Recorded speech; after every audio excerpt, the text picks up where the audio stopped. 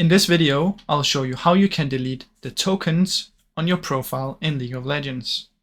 Now first what you want to do is you want to log out of League and then reopen it. Now while it's loading, I can tell you a little bit about how it works. What you do is you click on your profile and then you double click the edit button 2 times really fast.